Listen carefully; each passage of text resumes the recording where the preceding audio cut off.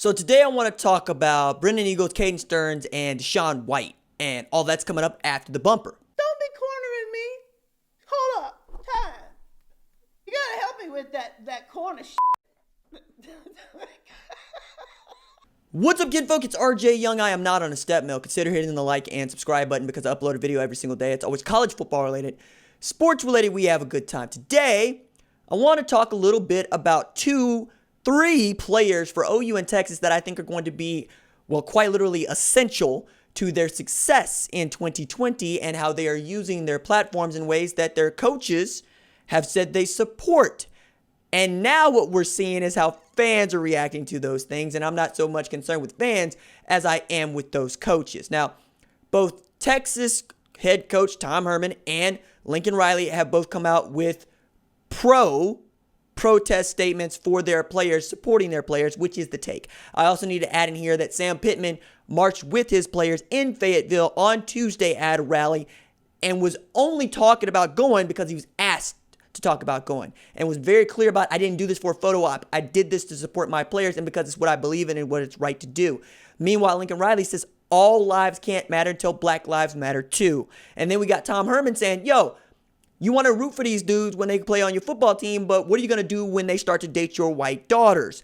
Talking about his black players, saying, look, you are a minority player at the largest and biggest brand in college football. Use your platform to do what you think is right.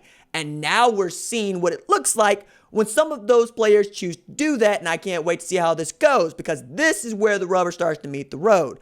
When you have Brennan Eagles pop up and say, I'm not playing another snap amid this injustice, amid this racial strife.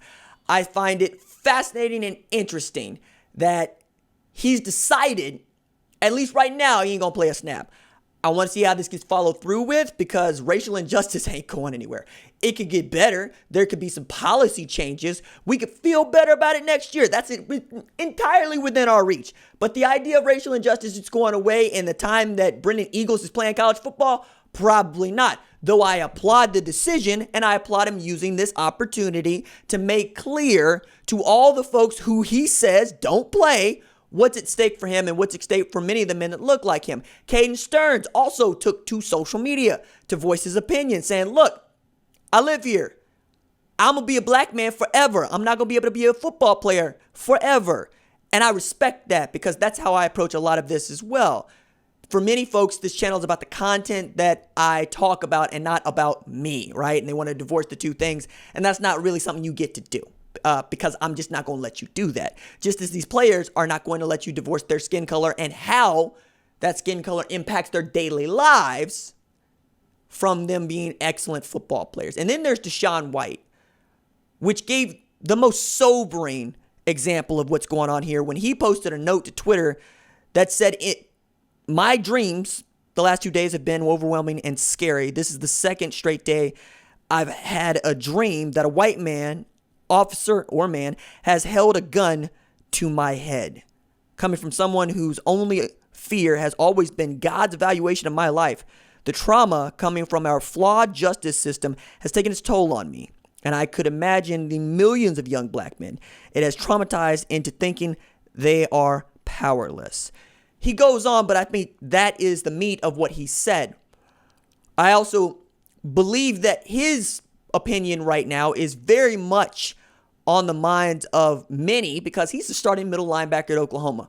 All things being equal, he's the heir apparent to Kenneth Murray Jr.'s position. He's also the guy that Brian Odom, the linebackers coach at Oklahoma, called the most instinctual linebacker he has ever coached.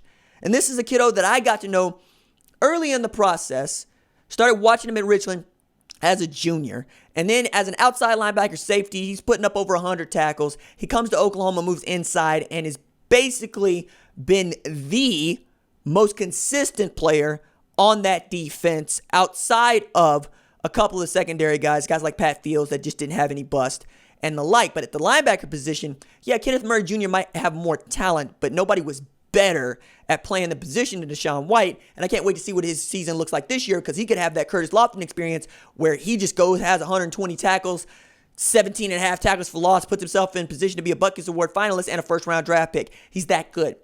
But for him to voice that dream to you on Twitter, in public, shows again what the experiencers are like. I had a very long and deep conversation with a friend of mine whom I dearly love and who has supported me from jump in my journey in making these videos and really kind of round out what I want to be and how I want to do this. And he would tell me, yo, man, the lectures are lectures.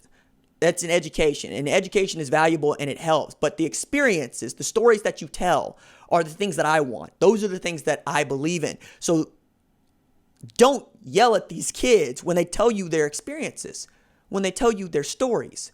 Brennan Eagles has one. Caden Stearns has one. DaShaun White has one.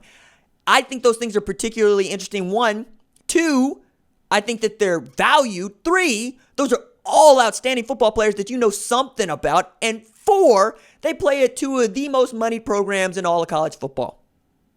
Okay? They play at one of the class rivalries in all of college football. That matters. It matters a great deal in a country where 6% of the population looks like me and has the same equipment that I have, black and male, right? But we make up 70% of the NFL, 81% of the NBA, and 60% of college football. You could see how sometimes it feels as if the only way for us to prove who we are is in athletic ventures and athletic feats. It's the reason why we yell about, or I yell about, head coaches and front office people who look like me, because it feels as if, hey, it's fine as long as you're playing the sport. When you want to be one of the administrators of the sport, then it feels that we're not being either 1, valued enough to train, or 2, valued enough to take the job. And those things matter, right? Charlie Strong getting to Texas was a big deal for me. It was a tremendously big deal for me. Because in all of the years of the University of Texas football program, Charlie Strong was the first. Kevin Sumlin at Texas A&M was a big deal for me. He's a very proud black man as well.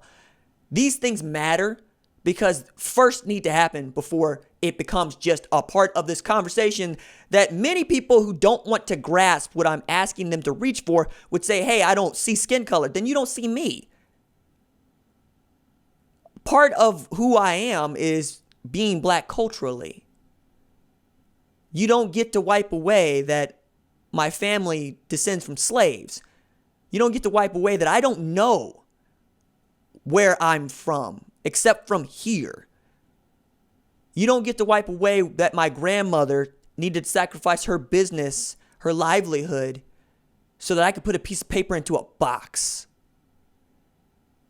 You don't get to wipe away that so much of who I am is tied up in Negro League baseball. Because it was the sport that we were allowed to play professionally because we weren't allowed to play in the major leagues. Or that there were folks that fought for this country in 2 wars, 3 wars, Civil War, World War I, World War II, and many in between who were not welcome home in the way that we welcome home our troops today.